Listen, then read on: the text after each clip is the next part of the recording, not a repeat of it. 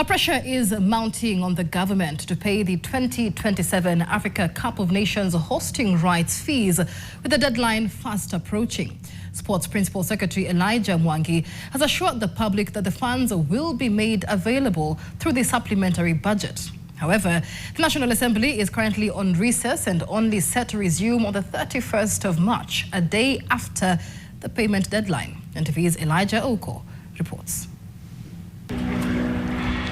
Just as it was ahead of the 2024 African Nations Championship, Kenya once again finds itself racing against time to meet a crucial Confederation of African Football deadline. The 2027 Africa Cup of Nations will be co-hosted by Kenya, Tanzania and Uganda. But while the other two partner nations have already paid their hosting fees, Kenya is yet to do so. For us, we don't feel as if it is a big problem because the government have money. The issue is that the money is not in our current budget. According to the 2025-26 budget, the State Department for Sports was allocated 17.5 billion shillings.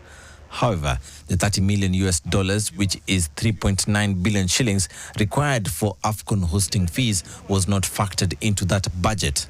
Instead, the department had planned to include the amount in the 2026-27 financial year. With the deadline looming, PS Elijah Mwangi has now been forced to seek the funds through a supplementary budget, raising questions about how such a critical obligation was overlooked. You know, the government works in a systematic way. And now this being a supplementary period, we felt that let us bring the issue so that the funds can be put in the supplementary budget such that by that year we have honored that obligation. The challenge now lies in timing. The National Assembly resumes from recess on March 31st, a day after the payment is due, yet the supplementary budget must be approved by the very House. Despite this, PS Mwangi remains optimistic that Kenya will meet its obligation. We feel that we are on the right track. We should not be worried about hosting AFCON because there is time.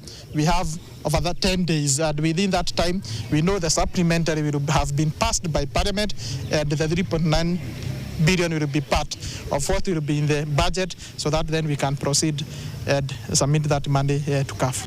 Beyond the hosting fee, concerns are also growing over the state of infrastructure.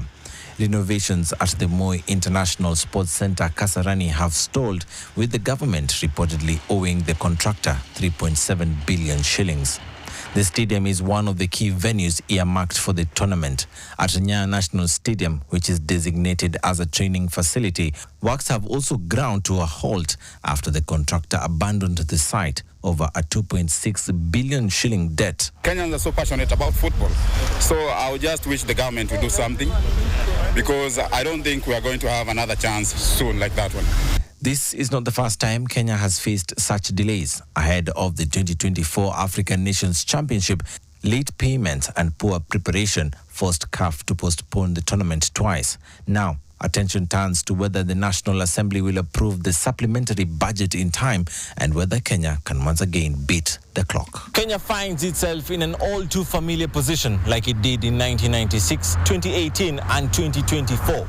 In 10 days' time, the country will have a clear picture as to whether the biggest sporting event on the continent will be held on its soil or Kenya will be the laughingstock of the continent.